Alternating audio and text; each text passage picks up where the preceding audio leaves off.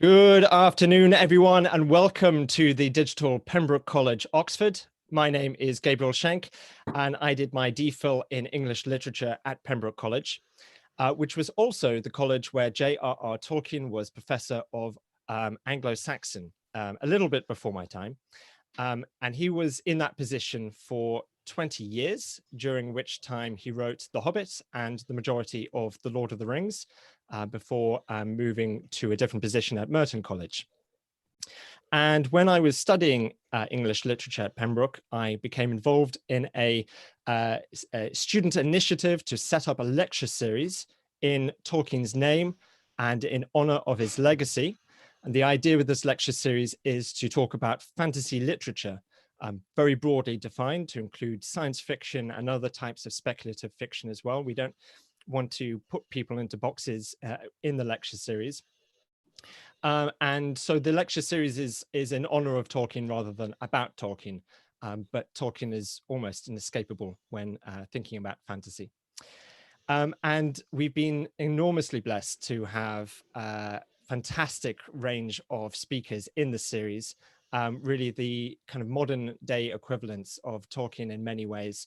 And although we haven't heard from everyone who fits that criteria, we're extremely grateful to have heard from so many who are kind of doing so many exciting things in the field of fantasy. Of course, coronavirus has meant that we've had to postpone things and think differently about how we do things. And so we couldn't hold the Tolkien lecture as planned this year, but we reached out to our former speakers as well as our forthcoming speaker. And everyone was really, really supportive of us doing something online in order to bring people together in this time of crisis. And we thought, let's talk about that. Let's talk about fantasy in times of crisis. So that's what we've done. A brief note, if you're on the Zoom chat, please do send in questions through the Q&A. If you are on YouTube Live, then please send your comments and your questions in the chat box, and we will do our best to keep on top of those. One final note before I have the great pleasure of introducing our panel. We are inviting donations to the COVID-19 fund organized by the Society of Authors. I was so delighted to see that we'd reached our target this morning, so that's brilliant, but we can of course go beyond that target, and every pound or dollar donated to that cause will help professional writers in the UK whose income has been affected by COVID-19. It is a catastrophic effect on artists and writers. And if you click through the link on our website, tolkienlecture.org, you will see the way to donate. And you will also find an interesting story about J.R.R. Tolkien when he was at Pembroke College and in a time of his life when he was financially struggling as well. So it's always worth remembering that authors, they're not just geniuses who create amazing pieces of art. They do need to pay the bills as well. Turns out that tinkering with the Silmarillion for 50 years didn't put food on the table alone. But we want people to be tinkering with the Silmarillion, as it were. So please do consider donating to that fund if you can. I would like to introduce our panel. And the way of doing this, I thought I would take a leaf out of Gandalf's book. If you remember, he introduces the dwarfs to Beorn in groups of 2 so as not to overwhelm Beorn. Well, audience, I thought I would not overwhelm you with all this talent at once. So I will introduce you. I will introduce the panelists to you in groups of 2 as well. Panelists, I hope you don't mind being compared to dwarfs in that analogy. Kij Johnson. Kij Johnson has won the Crawford, Hugo, and Sturgeon Awards and multiple Nebula and World Fantasy Awards. Her most recent World Fantasy Award was for the novella The Privilege of the Happy Ending in 2019. And her most recent novel is The Riverbank, published in 2017, a sequel to The Wind and the Willows. She is Associate Director of the Gunn Center for the Study of Science Fiction at the University of Kansas, where she is also Associate Professor of Creative Writing. And kids, you gave the very first talking lecture way back in 2013 on a snowy Oxford evening. Mm-hmm. I remember it well. It was wonderful. It was magical, wasn't it? Yeah. And I'll also like to introduce Adam Roberts, who is Professor of 19th Century Literature at Royal Holloway, University of London, and a Fellow of the Royal Society of Literature. Adam Roberts has published 20 novels, including the prize-winning Jack Glass in 2012. And his most recent novel is The Black Prince, adapted from an original script by Anthony Burgess. His academic books include The Riddles of the Hobbit, The History of Science Fiction, and most recently, H.G. Wells' A Literary Life. And Adam, you gave the second talking lecture in 2014. So welcome, both of you. Hello. Hello. And whilst I've got you, I'm just curious, thinking about those biographies, you're both teachers and you're writers as well. So I'm just curious, is that two separate parts of your life, or are they connected? They're absolutely connected, but I have to admit the teaching started as the day job that would support my writing. Okay. It's exactly what you say. You're tinkering with the Silmarillion, and that doesn't pay the bills, particularly since we had kids. Yeah. Turns out kids are very expensive, and you need a lot of money. Their shoes, particularly, for some reason. You buy them shoes, costs a fortune, and then 2 weeks later, you've got to buy them more shoes. More shoes. That's my story too. Yeah, and of course Tolkien had 4 children as well, so he felt that he felt that pain. I don't know if it was shoes in particular, but he certainly felt that financial expense as well. I've asked my son whether he's planning to become my Christopher Tolkien and edit all my works after my death, but he's not keen. His response is "Okay, boomer." That's mostly what he says. Yeah, it's interesting thinking about Tolkien as well, because some people, his contemporaries were saying if only he hadn't wasted so much time writing about elves and goblins, we might have got some more Germanic philology. Whereas everyone else is saying if only, alas, if only he hadn't been wasting his time with academic work, we might have got the Silmarillion in his lifetime. But my sense is that there's not sort of 2 Tolkiens, there's one Tolkien, and the 2 are interconnected. So it sounds like you're kind of on the same lines there. Yeah, fantastic. Okay, cool. Well, I'd love to come back to that idea later, but I would also love to introduce our next set of speakers. So Terry and Victoria, if you could sort of symbolically come up on the stage and wave to the audience. Terry Windling is a writer, editor, and artist specializing in fantasy literature and mythic arts. Terry has published over 40 books, winning 9 World Fantasy Awards, the Mythopoeic Award, the Bram Stoker Award, and the Solstice Award. She has served on the boards of the Interstitial Arts Foundation and the Mythic Imagination Institute, and is currently a member of the advisory boards for the Sussex Centre for Folklore, Fairy Tales and Fantasy and the Modern Fairies Project. And Terry, you gave the 4th lecture in 2016. And V.E. Schwab is a #1 New York Times, USA, and indie best-selling author of more than a dozen books, including the Villains and Shades of Magic series. Her work has received critical acclaim, been featured by EW and the New York Times, and has been optioned for TV and film. In 2018, Schwab won the Goodreads Choice Awards Best Science Fiction for her novel Vengeful, the 2nd book in her Villains series. Her upcoming standalone novel, The Invisible Life of Addie LaRue, is due for release in October 2020. And Victoria, you gave the 6th lecture in 2018. I did. So fantastic to have you both here as well. One thing I'm curious about in your biographies is that you both started off in the United States and then you came over to the United Kingdom. And this reminds me of a friend of mine who legitimately, the reason she moved from America to Wales is because of Susan Cooper. She wanted to read, she wanted to live in the places that she'd read about in Susan Cooper's work. So I'm curious if Susan Cooper also is responsible for you moving, or if there is a different fantasy author, or whether there was a kind of romantic pull towards the United Kingdom for either of you. Want to take that, Victoria? Oh, I was just gonna say, so my answer is quite embarrassing, which is that my family's English and Scottish. And so I actually came over to Scotland to get a graduate degree at the University of Edinburgh in depictions of monstrosity in medieval art, just so that I would have an excuse to live in Scotland. And it was only after I had gotten my degree that I learned I could have just applied for citizenship. So I now, I'm a dual citizen, but I did come over initially to get my graduate degree. How about yourself, Terry?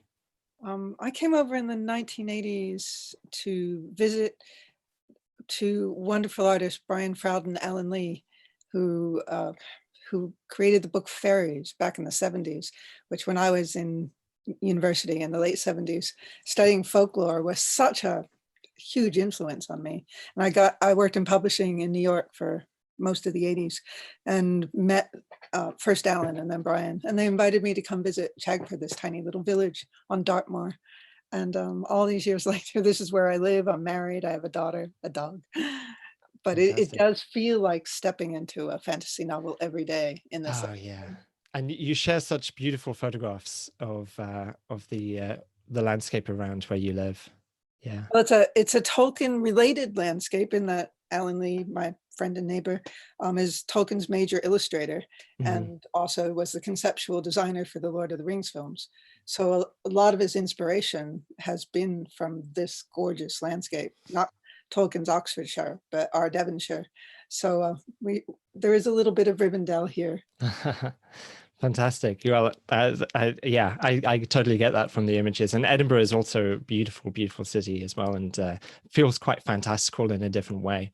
It is. It's got a place full of ghosts. Yeah, yeah, absolutely. Fantastic. Well, thank you so much for attending. We're delighted to have you. And we're also delighted to have Lev Grossman and Rebecca F. Kwang. If you could symbolically step forward and wave. Lev Grossman is the author of the critically acclaimed Magicians trilogy. The series has topped New York Times bestselling lists and been adapted as a hit television series on Sci-Fi. As a journalist, Lev has written for the New York Times, Entertainment Weekly, the Wall Street Journal, and many others. He has won the book critic at Time. He was the book critic at Time from 2002 to 2016. His children's novel, The Silver Arrow, is out in September, and his Arthurian novel, The Bright Sword, is due out next year. And Lev gave the third lecture in 2015. Fantastic to have you here, Lev. Good to be. And Rebecca F. Kwang is a Marshall Scholar, translator, and the Nebula, Locus, and World Fantasy author award-nominated author of The Poppy War and The Dragon Republic. The third book in the trilogy, The Burning God, is out late in this year. And she has an MPhil in Chinese Studies from the University of Cambridge and is currently pursuing an MSc in Contemporary Chinese Studies at Oxford University, where her research examines nationalism and ideology in modern Chinese fiction. So Rebecca, you've kind of done a little bit of the thing that Victoria and Terry have done, in that you've come over from overseas to, you were drawn to studying initially, right? Yeah, I had like a lot of American students who are Anglophiles, this really romantic idea of Oxbridge, much of which has been shattered.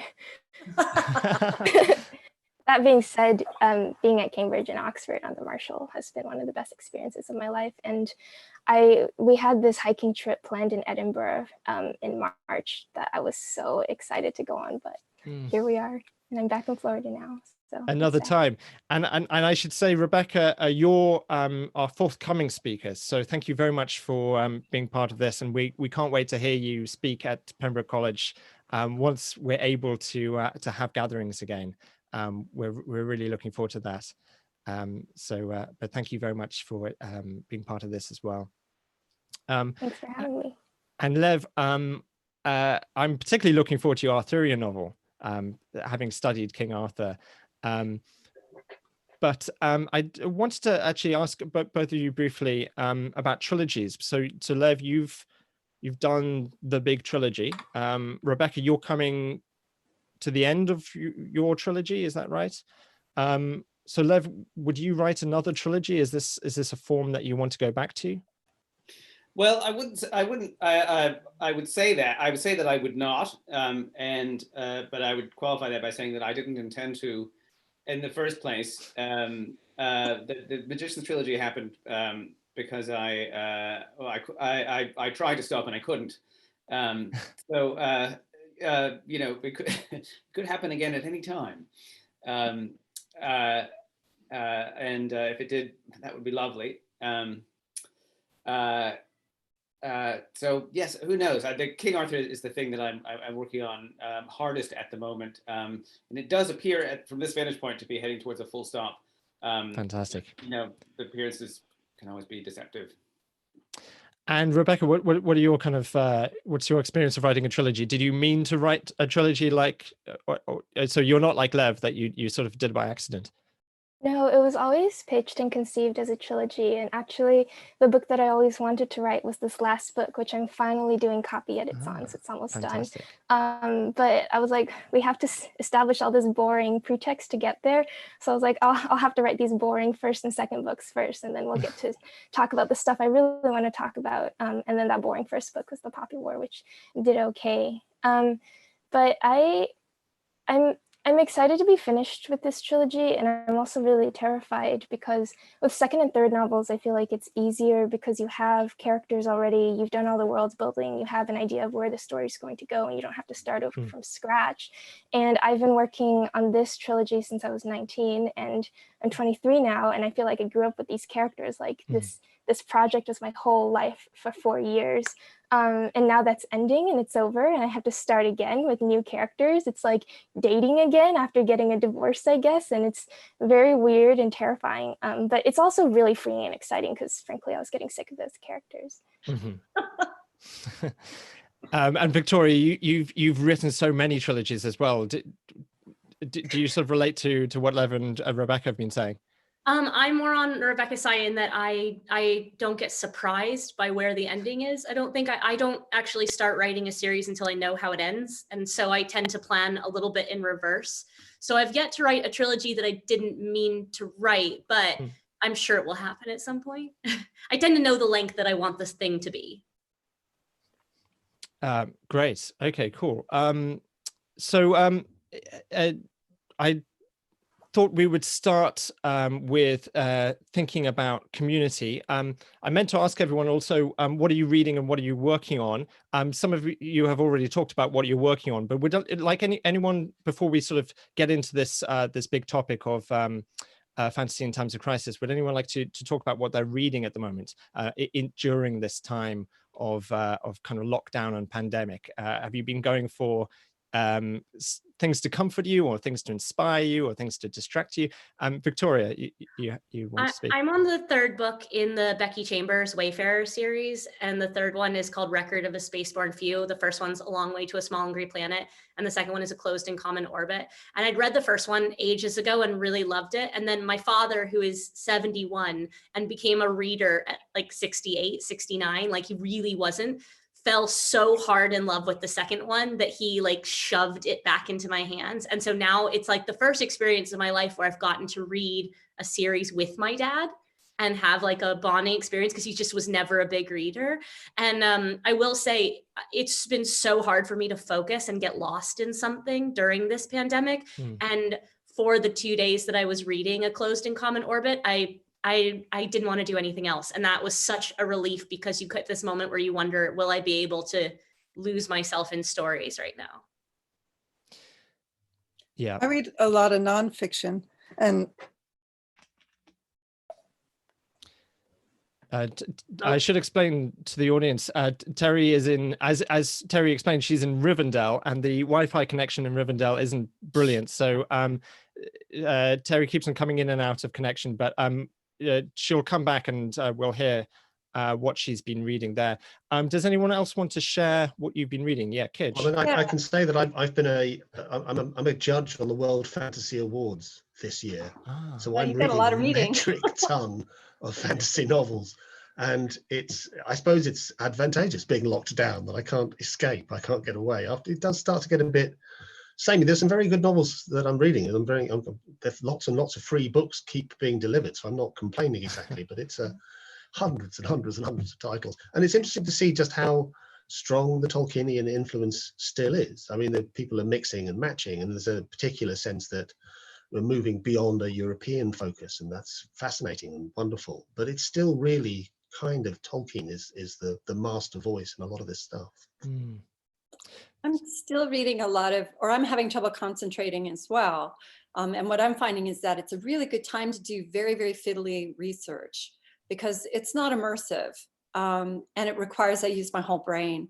So I've been reading a lot of 1913 to 1916 travel logs for women driving across the United States and taking profuse notes. And it's been, I'm about to start reading Interior Chinatown by Charles Yu, which I've really been looking forward to. And I'm guessing that will be immersive in a way that, most of the other things aren't. Hmm. And Yes. Terry, sorry, we lost you because of your connection. Have we lost you again? We've probably lost her again. Sorry, someone else was going to jump in then. Oh, I'll just say Yeah. I'm also reading for research because my new project is set in late 1830s Oxford, and I've never written in the context of 1830s England or historical fantasy before. So I'm trying to immerse myself in the Victorian and Georgian canon, which the quarantine was a good time to do because I'd stayed far away from Victorian literature before because I thought it's going to be really boring and dry, but it's actually not. Everyone's such a drama queen. Like, it's really trashy and silly. And it's just like reading Keeping Up with the Kardashians, but in the 1830s, and it's wonderful. Yeah, so reading for a purpose is kind of a way of beating that kind of difficulty to focus on reading for pleasure, perhaps. Yeah. Lev, how about yourself? Well, if you're quarantined with small children, as I am, immersion is simply not an option. Because your day is divided into little 5-minute increments, and then you have got sort of an hour and a half at the end of the day when you're exhausted. They're finally asleep. So I sustained reading I've been reading a lot of Peanuts. Peanuts really holds up, especially in this time of crisis, and it exists in little tiny strip-sized bites. So that's been good. When I have moments, I do dip into that. If I'm working on the Arthur thing, it's a historical book. Mantell is obviously the state of the art for historical fiction, and I learn a ton every time I read about 3 sentences of her, which is about how much I get to read before somebody yanks on my elbow. But when I do get to read, I truly love it. You just sort of long for the outside world, especially if you're in a city where leaving the house is it's like a once a day thing, and reading, it sort of lets you out in a different way. Mm-hmm. Yeah, that's a really good point, and I'd love to come back to that actually when we talk about escapism. But I thought, oh, hello, Terry, you're back. I've moved rooms to see if that helps. Fingers crossed. You were about to tell us what you've been reading. I've been reading. I read constantly and voraciously, and I'm finding that keeping that up is helping me to maintain my focus despite the coronavirus.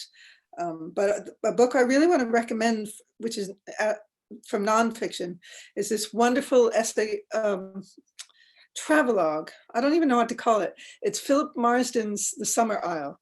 And it's a story of him sailing up the west coast of Ireland to the west coast of Scotland. And along the way, he's looking at Irish myth and history and poetry. And it is just exquisite, particularly when you're in lockdown and can't go anywhere. To be out on the high seas with him is just a delight. It's fantastical in its own way. Yeah. Yeah, that idea of sort of traveling through reading, I think is really appealing at the moment. Philip Marsden is wonderful. Fantastic. Okay, great. Well, let's get stuck into this big topic then. We've already sort of touched on it, fantasy in times of crisis. And the first thing I thought we would talk about, and again, we've touched on this idea, is about community. So the current crisis has split us apart physically, but it also has brought us together in the sense of communities. And there is this image, I think, of the author as a solitary figure writing alone on a mountaintop. But the reality is often that writing and creating art is a community project, or it takes someone being inside a community in order to achieve it. So I just wondered if people had thoughts on that.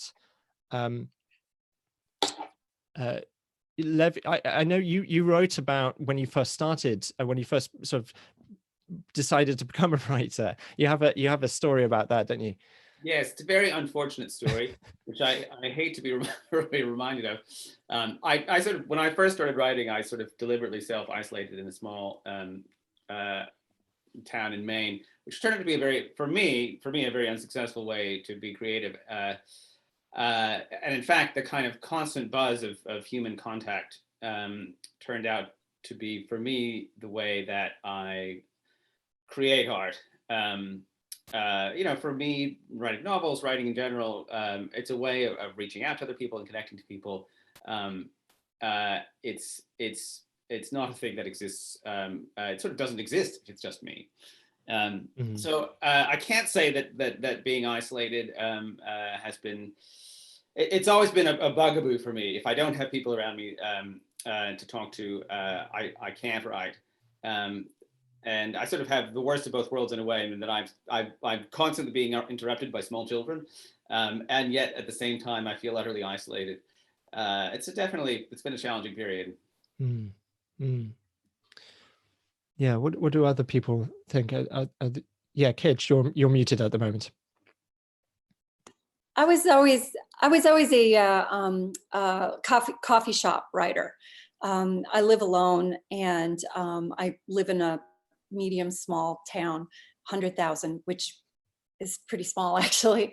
And I would go to coffee shops, and I would say, I can't work without a coffee shop. And I've found it really enlightening just how much I can work without a coffee shop, but I still need to see faces. So I have like this whole sort of group of people that we text back and forth. It's like, how's the writing going? We don't workshop or anything, but there's a lot of just sort of connecting with people about the work of the hard and sometimes tedious work of writing. Yeah, it's interesting. I don't necessarily associate other people so much with the actual act of writing, but I associate them with everything else that I need to hold up the act of writing. So even though writing is a thing that I do by myself, and if I'm around a lot of other people, I generally can't do it unless it's a coffee shop and there's that social anonymity. But, you know, I spend most of the year touring. And that's where I get the kind of the community response. That's where you realize that a project, a story, and a world is communal in that way.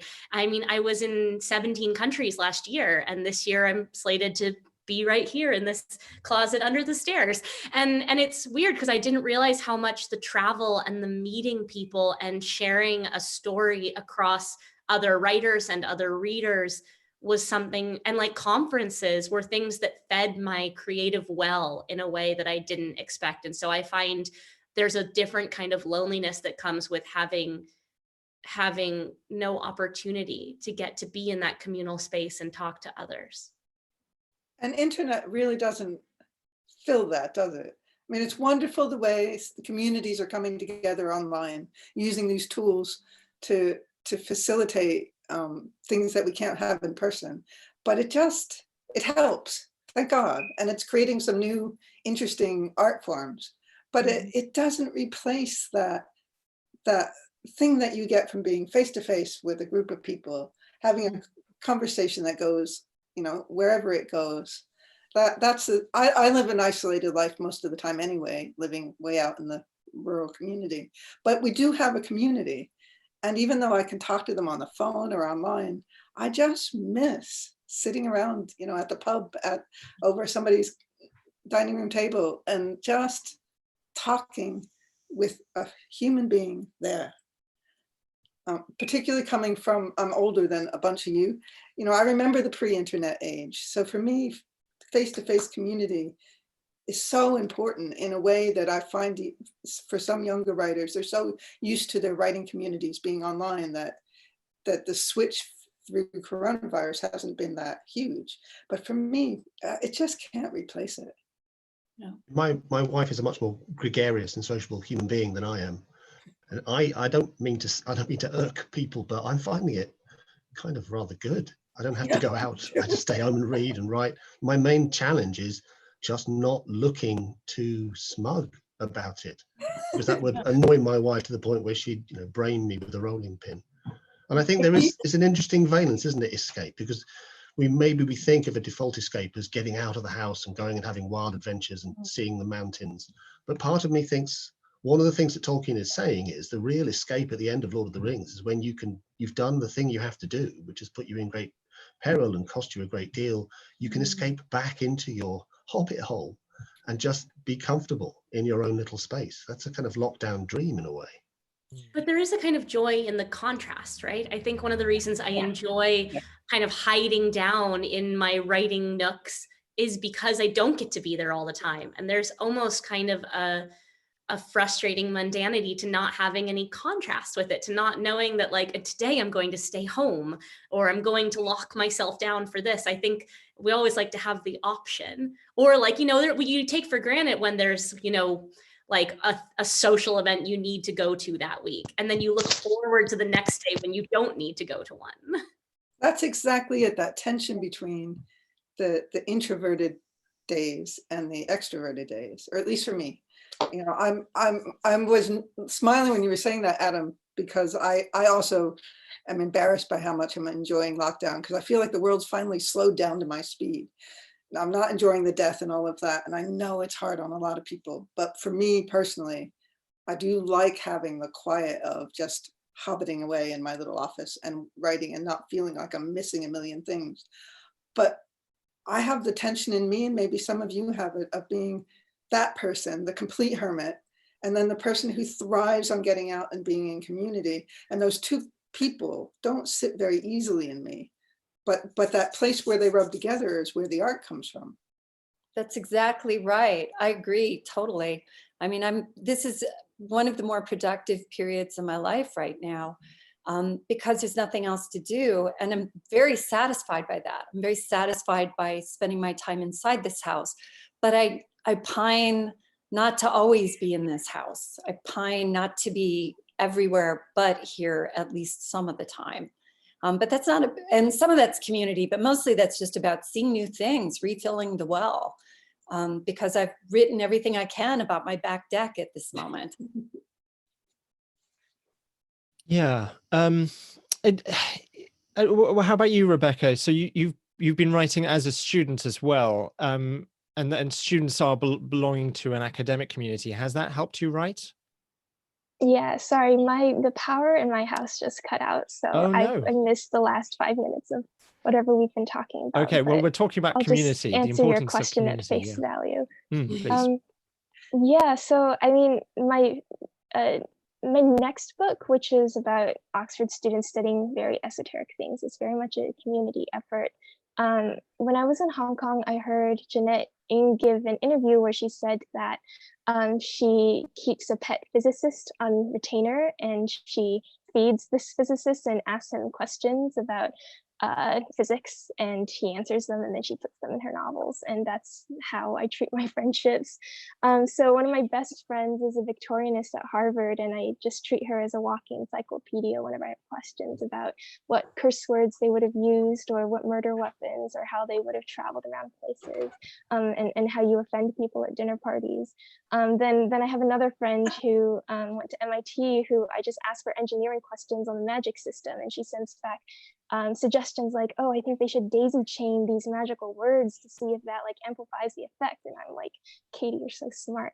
And I've also asked people to contribute characters because I'm writing in an alternate vision of 1830s Oxford that has a lot more people of color in attendance, and I want to make sure I get their various backgrounds right. So I have a friend named Aksha who's helped me create a Tamil character, and my best friend Farah has helped me create a Bengali Muslim character from Calcutta. So it all feels like a big love letter to my friends in academia, and I could not be writing this book without them. Fantastic. Yeah. So some of the practical effects of community as well, directly on your writing, not just sort of helping you write, but also changing what you write. And yeah, and this is something that people have noted about Tolkien as well. You know, he wasn't writing in a vacuum. So Terry, in your Tolkien lecture, you talk about kind of the predecessors of Tolkien as well. Tolkien himself, you know, part of the Inklings group, scholars such as Diana Pavlik-Glaya and the company they keep have written about the Inklings as a kind of collaborative community, not just people who met at the pub. So yeah, I'm hearing from all of you kind of that importance in your writing as well. Lev, you talked about how difficult it is to read, and you sort of hinted that this is not a very productive period for you. So are you in contrast to Kij here? Oh, this is one of the least productive periods I've ever had.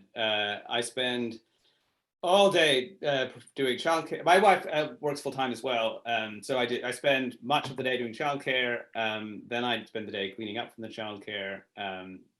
I try to explain long division, which it turns out I don't understand. I thought I understood long division, and maybe I once did, but it certainly gets you back in touch with that feeling of longing to write and longing to read.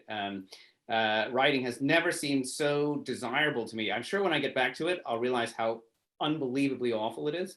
But right now, I dream of getting to do it. Mm-hmm. Yeah.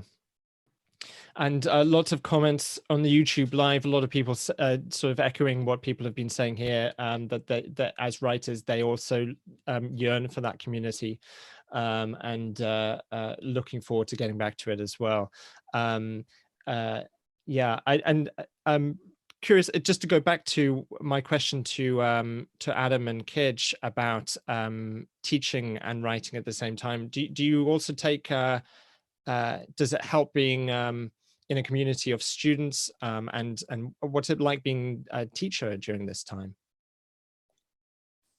It's quite like this. There's a lot of Zoom LMS Teams meetings, which are great. I mean, they're fine. They're much more draining, I find, than actually teaching face-to-face seminars and lectures.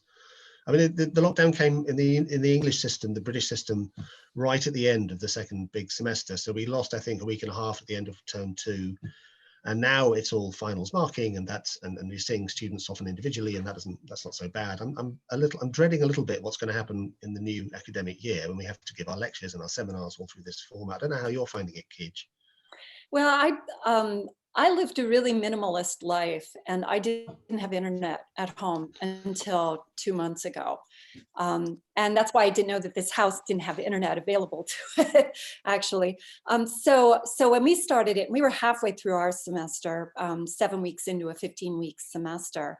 And it was almost everybody I know went to an asynchronous plan where we're giving written things and we are doing discussion boards and stuff like that. But towards the 3rd or 4th week of this, I started recording things, little 10 and 15 minute sort of rants. It was actually a class on speculative fiction, and we were going through fantasy and horror at this point. So I could rant about Lord Dunsany. I could rant about, what's great about Children of the Corn. And that was, it turned out to be a lot of fun to record those, but they're one way. I'm getting no signals from my students about, as writers, we're performers, and as teachers, we're performers. And so we're reading a room constantly. And without being able to read the room, it becomes a presentation instead of what I'm used to. So it's been challenging. My students, mostly my graduate students, got through. My undergraduate students struggled a little harder. But it is a very different strategy. And if we're doing this in the fall, I'm going to be reinventing everything from the ground up in August. But I'm not making that decision until August, because I think we won't know whether or not they're going to be harebrained enough to try to open until August. Yeah, there's a lot of uncertainty at the moment as well. Yeah, absolutely. Well, this all relates to another question that was sent in to us by Dr. Kevin Mannering, lecturer in creative writing at the University of Winchester, who asked, as a writer of imaginative fiction, working on a project in challenging times, do you find yourself caught in a war between the world we live in and the world that you wish to create? And if so, do you allow circumstances to invade or infect your story world, or do you maintain a strict quarantine of the imagination, or is there something in the inherent tension conducive to that creative act? Question. Yeah, it's a big one as well. I mean, the kind of the simplest version of this is: has your writing been affected by the COVID-19 crisis? Has anyone found, oh, you know, I'm actually writing differently now. I've ended up talking about this subject that I didn't mean to. You know, we've been through crises before, not like this, but we have. And I find it's not affecting the book I'm working on right now because it's historical and has talking animals in it.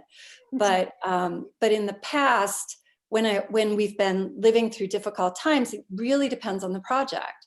Some projects invite the real world into them, invite the challenges of the real world. And some projects, that would be to derail the project. So I don't know what the rest of you think, but that's what I'm finding. Yeah, usually things that are intense in your life. I'm thinking of the various writers I've worked with as an editor over the years. Usually it comes into their work later, after they've had time to digest it and think about it, rather than immediately at the moment. That's fairly rare. Might be different for, you know, journalists and essayists, but when you're working with fiction, there's a certain alchemy that goes on by experiencing and then sitting with it a while before it comes out as a story. I will say the first scene of my next book originally opened in a library, and now it starts with a cholera outbreak, which is not accidental. But I think a lot of writers will relate to this, being in quarantine and just seeing how the pandemic has affected so many people I care about and so many people in vulnerable positions has really made me question and doubt what is the point of the fiction that I'm working on, and is this in fact the way that I could best be helping people? Is this like the most contribution I could make to the world? Is this what I should be spending all of my hours doing instead of volunteering, instead of making masks, etc.? And then that starts me spiraling and asking questions about what is the value of literature, what is the value of stories, and how important are fantasy novels really, which I guess is the topic of this whole panel. But every time I start thinking like that, I think back to how much comfort that books give me during this time. And it doesn't answer the question fully as to what should I be doing, but it does reassure me that stories, no matter the content, even if they're just the silliest, most escapist stories, are still have worth and value. Can I pass on Rebecca, some advice for you, Rebecca, from my dear friend Ellen Kushner, who some of you know? She said, and this was when Trump was elected, but it applies now, you know, and you feel like you should drop everything at these crises and, you know, deal with the real world instead of writing about fantasy, except that's what we do best. And she says, you know, there are people on the front line doing the work. You know, right now, those people on the front line are medics and postal workers and, you know, the essential workers. We're not those people, but you always need people behind the lines making the soup to keep them going. The stories are soup. Stories give people nourishment and keep them going. So just keep making your soup, because that's what you do really well. You know, Dorothy Sayers has Harriet Vane say that in one of her books. She has her say, somebody challenges her, I think it's in Gaudy Night, about, where challenges her and says, why aren't you doing real work of significance? And she says, well, I think it's cooking. I don't remember. I think she says, I cook rather badly, but I write mystery novels rather well. Her sort of speech about that was actually tremendously comforting for me, for those same reasons. You know, it's what we do, we should also be doing the important things that help people. But part of the gift that we have is the gift that we can give, which is telling tales that take people out of it, or help people make sense of it, or help people rationalize, or help people get through. I mean, I told all my students this semester, the whole point of this semester is to get through it. That is our number one goal. And so much. I think Rebecca's point is a really powerful point that she's making.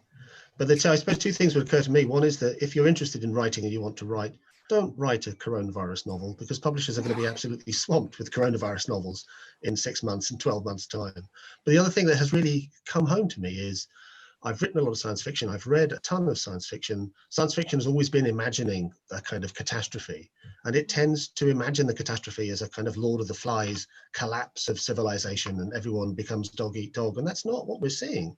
People are being remarkably civilized, and they want to help one another. They want to keep one another seeing safe. that in It's New York, the actually. best in people. Not in Michigan. Oh, really? Maybe not. Lord of the Flies here in Brooklyn, definitely.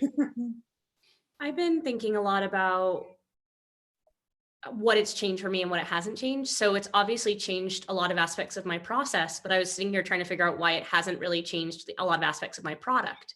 And I think it's because of the two reasons that I write, which is that I write to create mirrors and doors.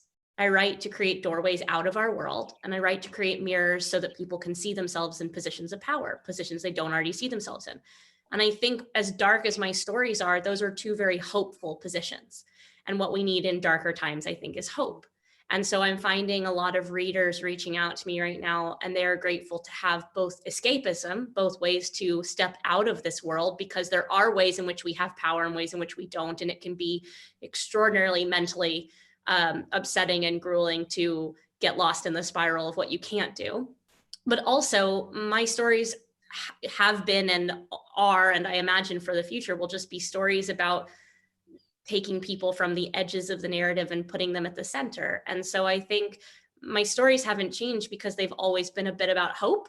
And I think maybe it's because, you know, I grew up through from 9/11 to here. And there's always, I feel like for millennials and Gen Xers, there's always been a crisis. There's always been something to fight against. But, and you know, growing up queer and growing up closeted and growing up not happy in your skin, like, I think that we need those stories. And I think maybe if I were writing grim, dark fantasy, it would have changed. Maybe if I were writing something very cynical, it would have changed. But because I write what I want to read from a place of hope, I kind of feel like I'm leaning into that even more now than I used to.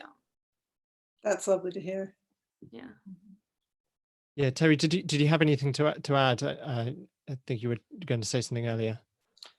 I was just thinking, I mean, you talk about that being your experience as a Gen X writer, Victoria, but I'm thinking of Tolkien and, you know, his generation going through 2 world wars, and Alan Garner and Susan Cooper generation of being children during the war, that every generation has its traumas. You know, for me, it was watching relatives, you know, go off to the Vietnam War and not come back. Not the body count. It's just, we all have our traumas, and fantasy is a literature of, you know, coming out of myth and fairy tale and folklore, is a literature of trauma, of going into the deep dark woods and finding out how to transform yourself, your world, your fate. And it's, if we can't speak through our metaphoric language to these times, who the heck else can? We don't need to write coronavirus novels. All our novels are about this kind of stuff. But, and I'm totally with you that I prefer novels that do it in a way that do inspire hope and transformation, not necessarily requiring a happy ending, but having a sense of transformation, of change, of empowerment, of having a journey that you've gone through. This is so much a literature of journeying in one way or another, either through fantasy landscapes or inward, but we don't come back from that without changing. If anything, I find myself thinking about how well fantasy has prepared us for this particular moment. Turns out we were getting ready this whole time. I had a conversation with my therapist last week where I was running scenarios, and he was sort of challenging me on that, saying, this sounds like disasterizing. And I said, this is what writers do. We do this all the time. So I've already, by day 3 of knowing about this, I'd already run so many scenarios in my head, and watching the real world, and all the other writers I know too, you know, for good or ill, we're all sitting here saying, well, I thought of this one in my 30s, and here's how it worked out. Here's one I thought of at 33, and here's how it worked out. And so we're kind of equipped. We're kind of equipped to make sense of things too, you know, because that's what we do, is we make sense of things. You know, that's our gift. Yeah, and this it reminds me of something you said in your lecture, in the Tolkien lecture, Kij. All fiction is an attempt to make sense of a world that doesn't care if it makes sense or not. I said that? Wow. Yeah, you did say that. Yeah, Great. it's very Oh, profound. God. And Terry, you mentioned endings and hope. So this leads on to a question that David asked. And he was curious about Tolkien's concept of eucatastrophe, which is that the moment when a disastrous situation suddenly turns into a good one. And he wonders if this is like, this is a bit old hat, whether modern fantasy has moved on from that kind of happy ending, or whether we still want that, but it's in a different form, or how that works. So do you believe in happy endings in fantasy? But certainly Tolkien's work, you could not, I mean, Lord of the Rings, you couldn't call it a happy ending. No. A satisfying ending. The light triumphed over the dark, but it was full, it was elegiac. It was full of loss. And if I'm remembering my Tolkien correctly, what he doesn't require necessarily happily ever after so much as a sense of the consolation of joy, he says, and a miraculous grace, which can happen even in the sadness of the end of the Lord of the Rings. There is the consolation of joy in those relationships. There is the miraculous grace that the light has won through. But would you call that happy? No, I don't think you would. And I think people misunderstand eucatastrophe. I mean, it's a really interesting concept, but they're thinking it's just everything looks like it's going to go terribly wrong, and then at the very last minute a happy ending is pulled out of the hat. I don't think that's what Tolkien's getting at all. The "you" bit in eucatastrophe means good, but it means good in the sense that Tolkien would talk about Good Friday as a good time. It's a time of suffering. The end of the Lord of the Rings, when they destroy the ring, that's really not the end. It's one of the things I quite like about the Return of the King movie, actually, the way it refused to end. It just went on and on, because that's what Tolkien is saying. You think you've defeated evil, but now you've got to go back to your hometown and you've got to clear it up. And that's a struggle. That's a labor. And when you finally get that labor out of the way, you can't rest. You're not happy. You've been changed by what's occurred. And catastrophe just means, the original Greek of catastrophes, it just means something swapping over, something turning around. And it's good for Tolkien in a Christian sense, because it's the path that we're on. But that's hard, that's onerous, that's a struggle. And it's certainly reflective of his life as a man who went through 2 world wars. Mhm. Where do you, yes, they ended well, but you wouldn't say they ended happily. You do go on and struggle with the loss and the circumstances on the ground at that point. You see that so reflected in his books. They are desperately sad books. I really like what you said about an onerous and ongoing struggle, because it really lends perspective to how we're all looking at the end of this pandemic, because I think a lot of us hope there will be a sudden and miraculous grace in the form of some cure or vaccine. But I think it's really important to recognize that even if we do magically get a vaccine by September, right, the pandemic has revealed so much else that is broken, like our social safety nets, our healthcare system, racial injustice and access to healthcare, et cetera, particularly in the United States and all around the world. And it really feels like the Shire is burning, and we discovered it was built on all these rotting foundations. And I'm pessimistic because I write grimdark, but I do hope that we can take this as a chance to fix at least some of those things. Yeah, that's really interesting, and it makes me wonder a question based on something you said in your lecture, Lev, where you talked about Lewis and Tolkien as piecing together the fragments of the past. So they both were traumatized by the deaths of their mothers. They were both traumatized by the First World War. Possibly we could add Spanish flu to that list as well, because now I have a new appreciation for Spanish flu.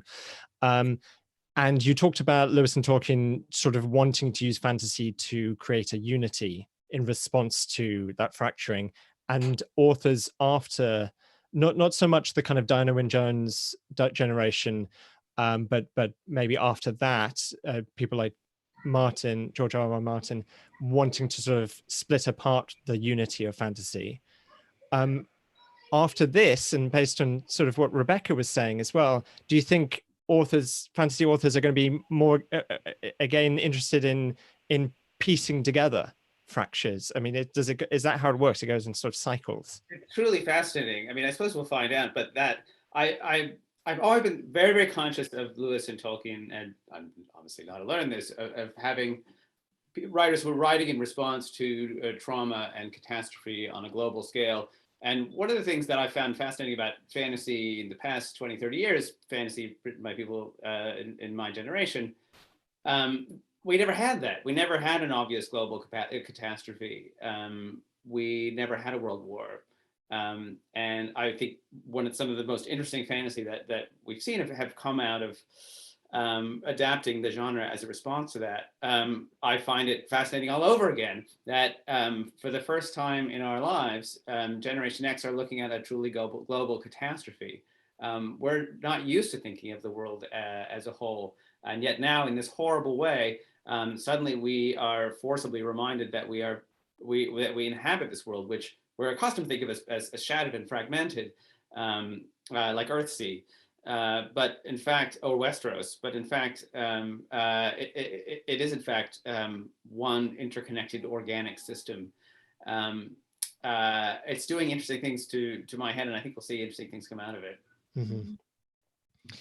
Yeah, we had a few questions coming in sort of asking like, how's this going to affect fantasy? And I suppose the answer is it's too early to tell, but also it's not going to affect fantasy dramatically because fantasy has always been doing this. It's always been responding to trauma. Yeah, when I said we've been getting ready for this, I feel like we really had this is the kind of catastrophe that Tolkien and Lewis wrote in response to, and so here we are again. Mm-hmm. Yeah, and there's different types of trauma as well. So Rebecca, you were talking about sort of shared trauma. And fracturing of a country, and this is something that seems to inform your work as well. So you're looking back in time at your grandparents' generation, and this sort of ties again, I suppose, with what we've been saying about community, community being an important part of the writing process, but also an important inspiration. Group trauma, we're all in this together kind of idea. And a lot of fantasy is about that kind of the strength of the community in defeating evil. So yeah, I don't know. Just some thoughts. Sort of leading on from that, Cassandra wrote in to she was interested in the memes that have been shared around. There's been a lot of Tolkien quotations. A lot of Harry Potter, Star Wars, and she was just curious, like, why that was, and what people are looking for from fantasy and science fiction in this time. Is it a message of hope, or is it a way of resisting? And if so, what are we resisting? I don't know if people have seen these memes or have any thoughts on them. I pulled up a quote when you sent that question out. If I can find it.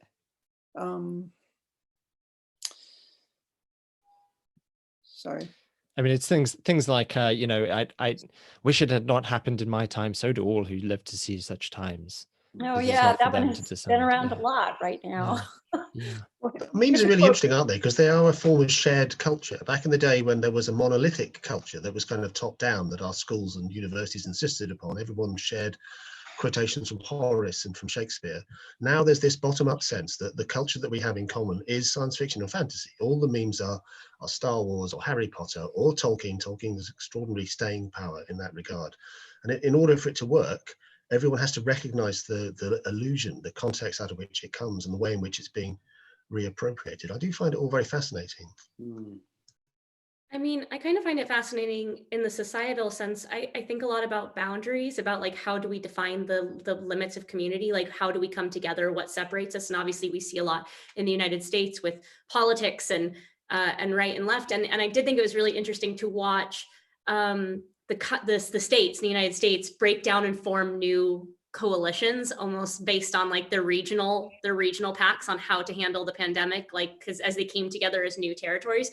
And I almost weirdly feel like pop culture and meme culture and aesthetics and fantasy is another way in which we try and almost gather our own ideals and communities together. There's a very big difference between the group that says something like fake news and the group that holds up a Dumbledore or a Tolkien quote saying like, we're going to get through this. Those are two very different identities and philosophies which are informing. And so I don't think it's either resistance or hope or antagonism. I think it's people almost gathering around the light and the warmth of something that they feel makes them feel less alone, makes them feel seen, and almost embodies whatever it is that they're not seeing in their own society or in their own community.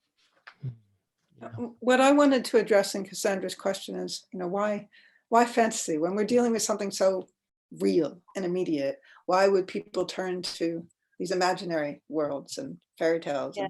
And I pulled up this Jane Yolen quote, which to me speaks to this, which is, for adults, the world of fantasy books returns us to the great words of power, which in order to be tamed, we have excised from our adult vocabularies.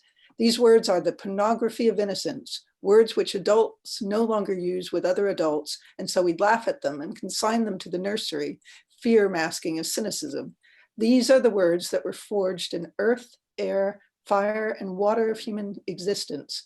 And the words are love, hate, good, evil, courage, honor, truth. Fantasy is where you go to have discussions about these things, and not most realist novels for all their other virtues. They're not tackling these huge concepts, which need to be tackled in a more metaphorical way, and fantasy is the perfect language for that. Yeah. Sorry, go on. So when you sent out that question, I asked my boyfriend, what do you think? What are people hoping to take away from Star Wars and Harry Potter, and what from those works gives them comfort? And he said immediately, oh, I mean, it's about friendship. It's about deriving support from your friends. And that set me thinking about how the pandemic has forced us to re-examine how we deal with our friendships, because a large part of Friends and Lord of the Rings and Harry Potter is that they're by your side. They're with the heroes every stage of the journey. Like you can see them, you can talk to them, and we can't do that with our friends now. Everyone's so isolated. So I mean, I at least have learned to be a lot more deliberate about reaching out, checking to see if people are okay. And I've noticed in a lot of text conversations I've had that people have just dispensed with social mores and get straight to asking questions like, are you depressed today? Are you doing okay today? Like, did you have an anxiety attack today? Like questions that we would never be so frank in asking pre-quarantine. And I like that. I like that we can be much more honest about our support for each other and our care for each other. And that's something that I hope carries over into life post-pandemic. And it's something you find in fantasy novels as well, people asking, are you okay? Because there's this great threat. There's Voldemort or Sauron or whatever. That kind of attraction. And it is a huge pull for me, for Harry Potter. I don't just want to study at Hogwarts School of Witchcraft and Wizardry. I also want to be friends with Ron and Hermione, or I want to have a friend like Sam, there's so many examples in your work as well of that kind of those bonds that are really appealing. I think, Terry, to your point about why fantasy instead of literary or instead of realism, I do think that realism has its own strengths, which is in this direct specificity of an experience. Yes. And fantasy makes room for the archetypal, as that quote suggests. Fantasy makes room for many people to wear the same hat. There's the outline is not as specific. So as where in realism, you're really carved to a very specific person's experience usually that doesn't apply as widely. Fantasy and science fiction allow for those much more archetypal spaces to be made where you can kind of not only fit yourself into the model, but the model is usually stronger or braver or more powerful than you feel in that moment. Yeah, and they both have their strengths. And it's funny, there's a funny disconnect in that we are engaged in this global struggle, but I've never felt less heroic in my life. I mean, what we're going through is the absolute opposite of a heroic journey. We can't go any damn where. And my great sort of smiting of evil has turned into like, oh my God, somebody ate cake on the couch again. I'm gonna have to scrub it out. I just did this yesterday. It's hard to reframe that as a great struggle against this force that is threatening the human race, and yet somehow you have to in order to keep going. I feel as though back to your question, with this is this going to change fantasy in the, in the medium or long run? And I do feel as though it will, because of that. Because what's heroic now is washing my hands, a thing that up until 2 years ago, I was always kind of like, why do I need to wash my hands? I'm hardcore, and all of a sudden I'm like scrubbing obsessively my hands and saying, no, this is an act of power. And yet this is the most timid thing I have done in the last 20 years. Putting on the little mask and stuff. But I think we have a chance here as fantasists to move out of a quest structure, out of that so-called monomyth, which has bored me senseless by now, into other ways of telling stories that are about something else, that are about other solutions, other problems that need to be solved. And maybe someday we will stop calling it a freaking monomyth. Just saying. My opinion, it's also, not certified. I completely agree.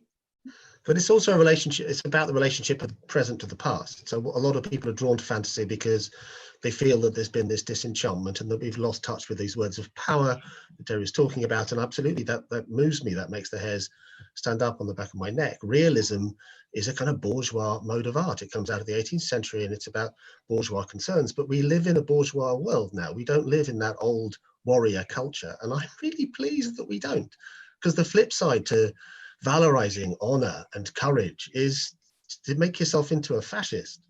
And one of the things that I think redeems Tolkien is that he takes this kind of fascistic worldview and inserts these bourgeois characters, these hobbits who come out of their kind of 18th century middle class Englishness. And that becomes the story. It's about how we as moderns relate back to this vanished age without simply falling into some terrible right-wing fantasy world, a fantasy in the bad sense that we're Viking warriors and that we can go around with impunity, not washing our hands and chopping people's heads off with swords and so on.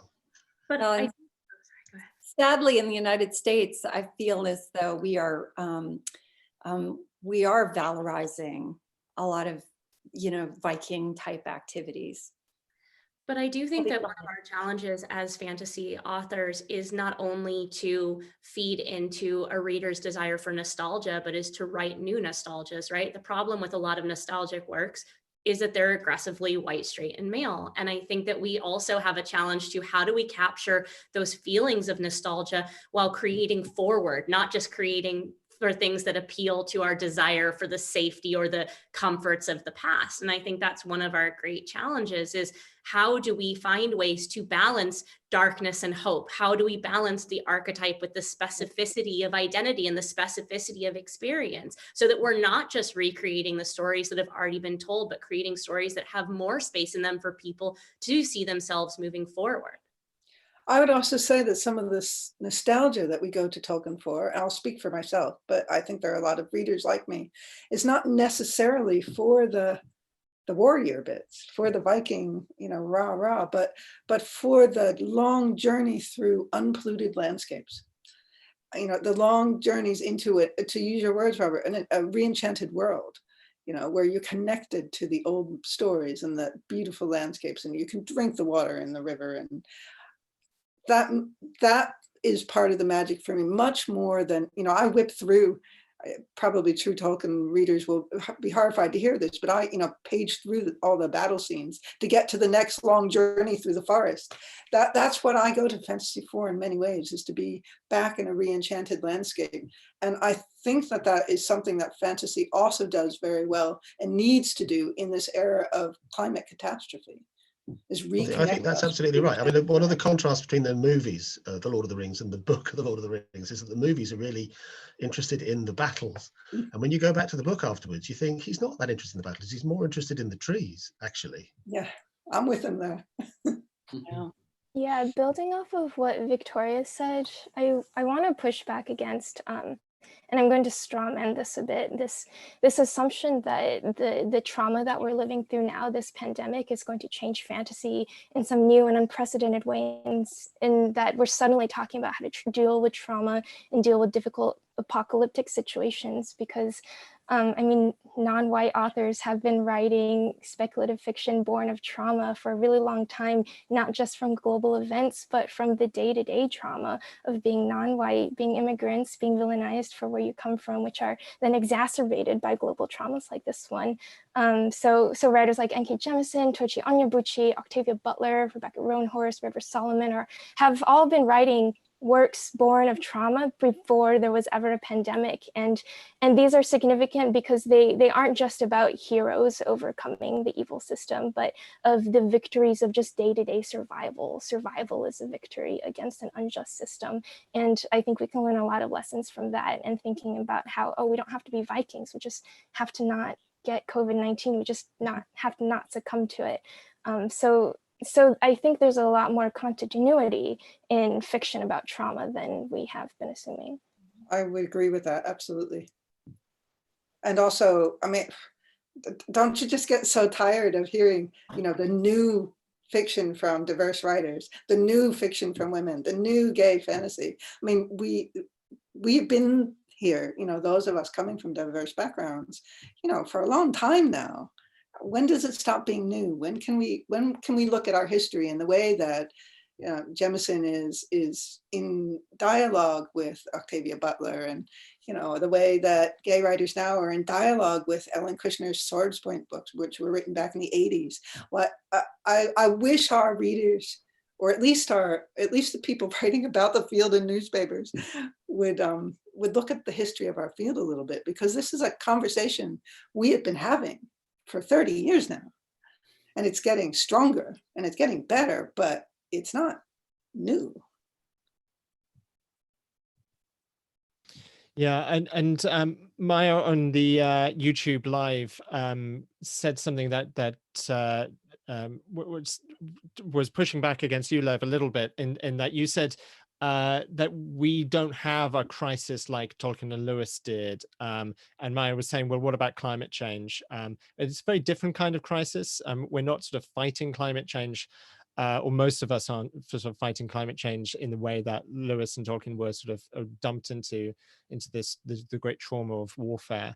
But it does sort of speak to what you've been saying, Terry, and you talk about this in your Tolkien lecture as well. There's this great appeal of fantasy as getting us to a sense of place, a mystery, but also nature. And you talk about nature writers in the kind of fantasy tradition, or sort of on the, you know, putting Tolkien next to someone who's written a book about nature.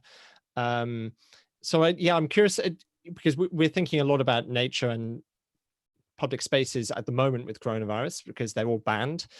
We can't go to the seaside, or we can't go to the forest, or it's much more difficult to do so. And it's framed as a kind of, these are places that are unhealthy for us, even though they are extremely healthy, and fantasy has always shown them as healthy. So I'm curious whether people think that we're going to be changing the way we interact with natural spaces, and whether that will have an effect on fantasy, whether fantasy is so kind of intertwined, and science fiction as well, intertwined with this idea of landscape. Well, I think you've got this different, I mean, we keep coming up kind of against a divide in this conversation between the external challenge and the internal challenge. Mm-hmm. Like quest novels, heroes slaying dragons, all these are very external challenges, and then you know, systematic trauma and societal trauma, and everything from like COVID and climate, which are things which are much more nuanced internal traumas within the society, and a lot harder to fight, because you can't just fling them, you know, like off a cliff. You can't fight them. You can't slay them in perhaps as grand and as dramatic fashion.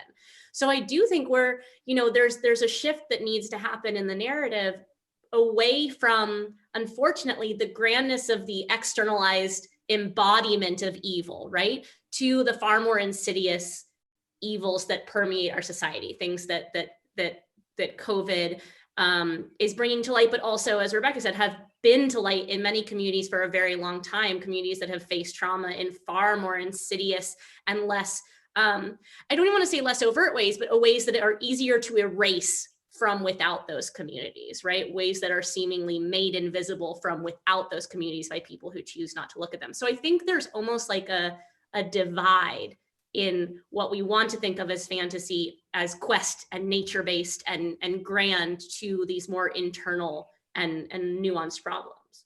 Mm-hmm. And yet there's nature-based fantasy that is also very internal. Yeah. You know, look at Robert Holdstock, for example, or some of the things John Crowley writes, you know, which is very rooted in landscape and the numinous qualities of landscape.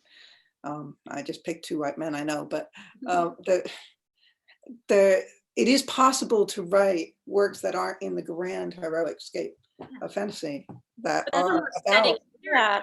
I think the best works are those that treat the landscape as its own character instead of something to be reversed. I couldn't agree with you more. Yeah. Yeah. And I mean, just also, I mean, we're talking about landscape as though landscape equals nature.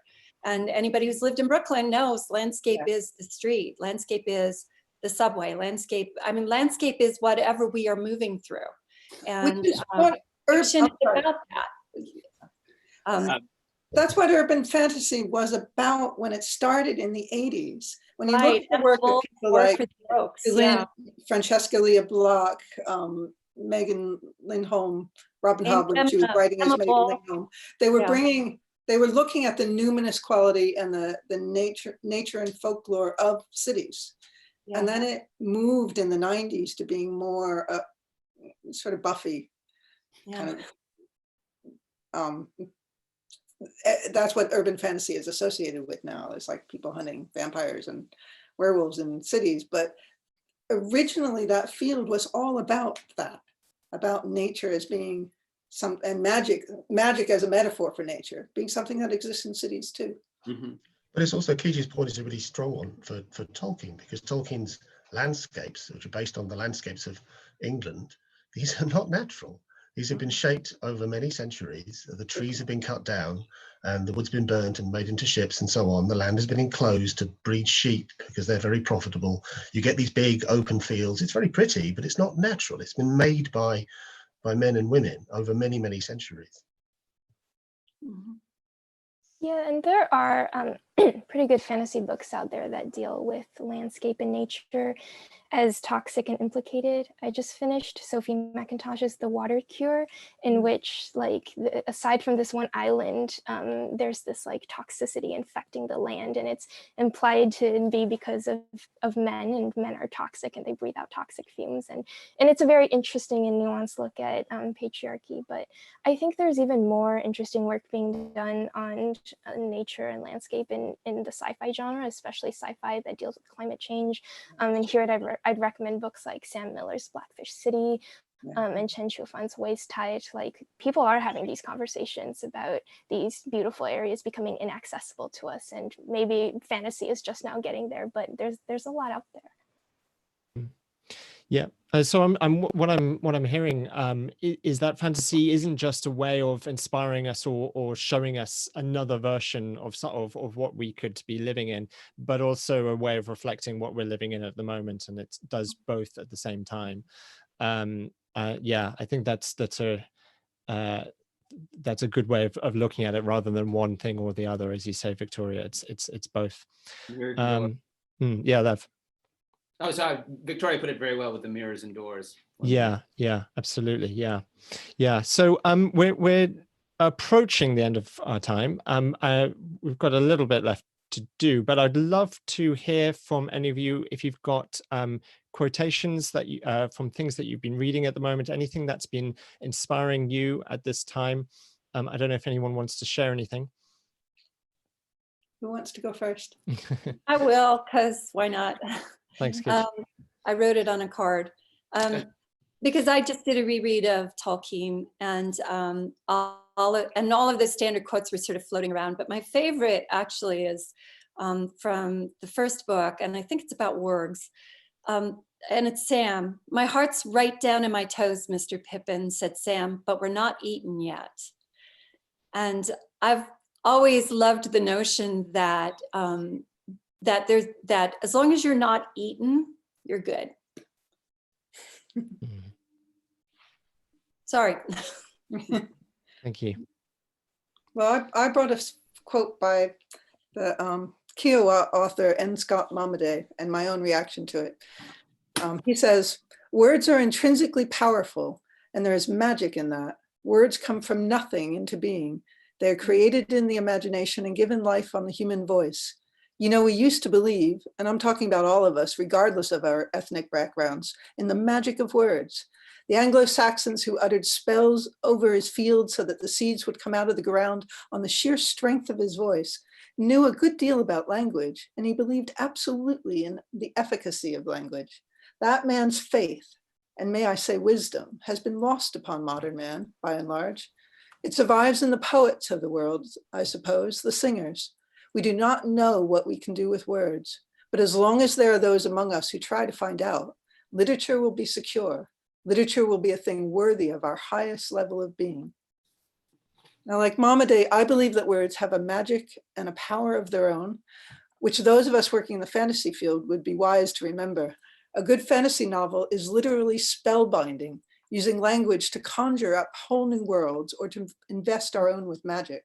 The particular power of fantasy comes from its link with the world's most ancient stories and from the author's careful manipulation of mythic archetypes, story patterns, and symbols.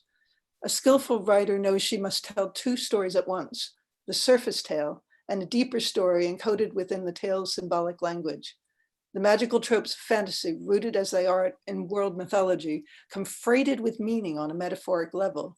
And I believe those of us who use the magic words professionally should remember how powerful stories can be, for children especially, but also for adults, and take responsibility for the tenor of whatever dreams or nightmares we're letting loose into the world. That's lovely, thank you. Like I say, I started by saying that I had just finished reading A Closed and Common Orbit by Becky Chambers. And I feel like Becky's books do such an extraordinary job of talking about identity and of community. And I found this quote to be a little unnerving, but also kind of perfect for right now. Life is terrifying. None of us have a rule book. None of us know what we're doing here. So the easiest way to stare reality in the face and not utterly lose your shit is to believe you have control over it. If you believe you have control, then you believe you're at the top. And if you're at the top, then, well, people who aren't like you, well, they've got to go somewhere lower, don't they? Every species does this, does it again and again and again. Doesn't matter if they do it to themselves or another species or someone they created. You studied history, you know this. Everybody's history is one long slog of all the horrible shit we've done to each other. Wow. I like that a you. lot. Yeah. I have I was gonna. Go ahead, You go, Adam. Rebecca. No, Oh, you go. thanks. I have something pretty similar to what Terry read, and it's from Iris Murdoch, which my boyfriend and I are reading, or whose book my boyfriend and I are reading, because he does philosophy and I do literature, and we like to do things at the intersections of our fields. But it's something that helped me when I was searching for what is the value and purpose of doing literature in a really hard time. And she says in an interview, I think good art is good for people precisely because it's not fantasy, but imagination. It breaks the grip of our own dull fantasy life and stirs us to the effort of true vision. Most of the time we fail to see the big, wide, real world at all because we are blinded by obsession, anxiety, envy, resentment, fear. We make a small personal world in which we remain enclosed. Great art is liberating. It enables us to see and take pleasure in what is not ourselves. Literature stirs and satisfies our curiosity. It interests us in other people and other scenes and helps us to be tolerant and generous. Art is informative, and even mediocre art can tell us something, for instance, about how other people live. Oh, I love that. That's really nice, thank you. That's very true. I was just going to say a very short thing. I started reading Tolkien back when I was, I think 12 was when I first read The Lord of the Rings, and I was a teenager. And this is obviously a long time ago. This is back in the 1830s, actually, Rebecca. So perhaps I could give you some of my personal experiences of what life was like back then. I used to read it every year. And for the first few times I read it, I think I was just caught up in the big heroic narrative of it, and it was exciting. But I do remember, I don't know exactly how old I was, I remember rereading it and coming across that bit where Frodo and Sam and Gollum are making their way to Mordor. And Gollum catches a fish and Sam cooks it. And Gollum is horrified and he says, "What are you doing? Scorching my lovely fish." And I remember I had a kind of door opened in my head. As a teenager, I thought, obviously, fried fish, very nice. Raw fish, that would be horrible. But then you look at it the other way around and think from Gollum's point of view, fried fish would be horrible, scorched, burnt, nothing. That there is room in the world of Tolkien for fried fish and a bit of sushi as well, if that's what you're in the mood for. And now that I'm a professor, I could say clever things about that, and Levi Strauss's The Raw and the Cooked, and it would go back to what we were just talking about, nature and culture, nature and landscape, and the relationship between the two. But it's always seemed to be just such a beautifully observed little moment. What are you doing, scorching my lovely fish? Thank you. And Lev, do you have anything to share? Sorry, I knew I shouldn't wait to the end, because then too much emphasis would be placed on my inadequate contribution. I did mention that I've been reading a lot of Peanuts, which for some it's suiting my lifestyle at the moment. I don't have a good quote. Honestly, my head is still echoing with that quote from Jane Yolen. Terry, what was the source for that quote? Touch Magic, her collection of essays on children's literature and fairy tales. I've been reading a lot of Peanuts, and I find myself lingering on there's a particular genre of Peanut strip which involves Charlie Brown playing baseball, and it starts to rain, and everybody else leaves, and he's the only one left, and he won't stop playing, but there's nobody else there. Likewise, there's a genre of Linus losing or being deprived of his blanket. There's a specific one where Lucy takes away his blanket, and he's got 2 weeks, and she says, "I'll, you know, he has to stick it out for 2 weeks." I think she buries it somewhere. And it's one of the rare instances where you see Charlie Brown, who I love, but you see Charlie Brown being truly compassionate.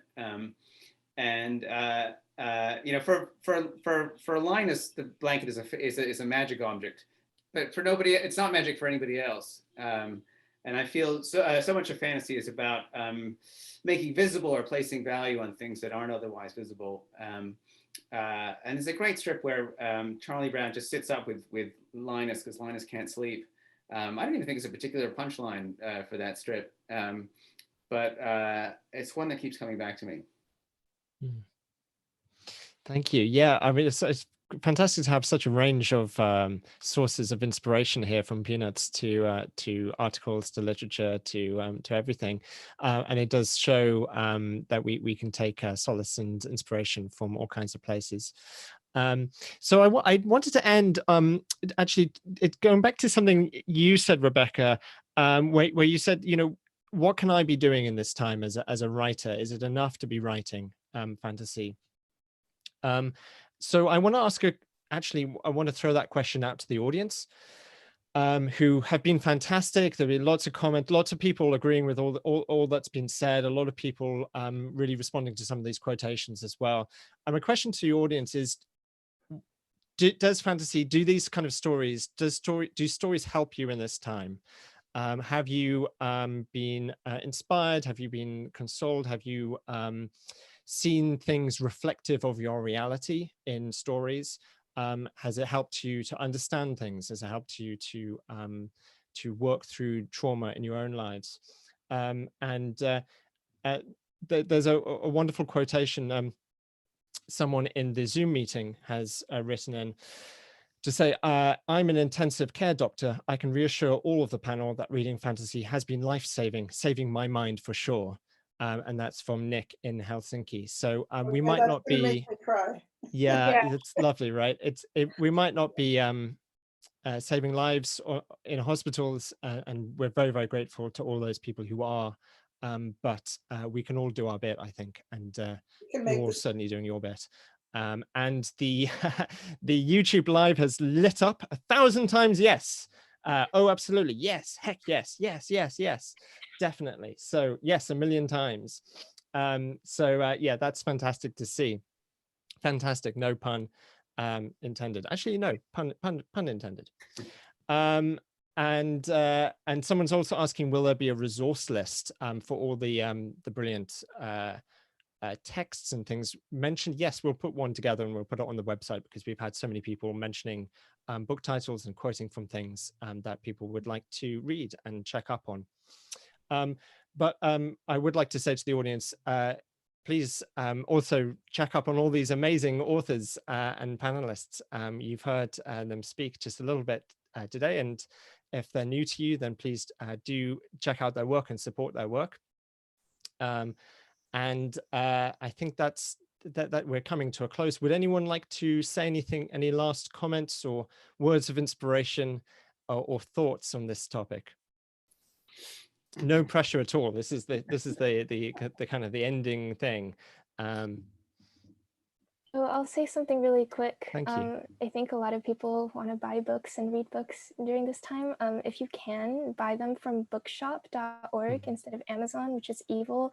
Bookshop supports independent bookstores, which are taking a really huge hit at this time. And the prices are honestly pretty comparable to Amazon, and they deliver very reliably and reasonably quickly. So just, if it's in your budget, use Bookshop. Yeah, or your local bookstore. You can, in many cases, just contact your local bookstore. My local bookstore, they've managed not to lay anybody off because so many people are doing that. I think we're all really grateful to people who are reading right now and buying books right now. You keep the stories alive and us alive. Yeah. No, that's a really good point. So yeah, please support artists, particularly local authors and bookshops. One of the messages from this has been the importance of community. When we went into this topic, I honestly didn't know what I was going to be feeling as I came out of it. I thought, well, maybe it's going to be a bit depressing, but it hasn't been at all. It's been moving at times, but also very, very inspirational, and it's inspired me to keep reading and do a bit of writing myself as well. So that's our message to you. Some people asking about what website we'll post the resources on, and that's talkinglecture.org. And lots of people saying thank you to the panelists as well. For hosting. Oh, you're very welcome. It's been fun, and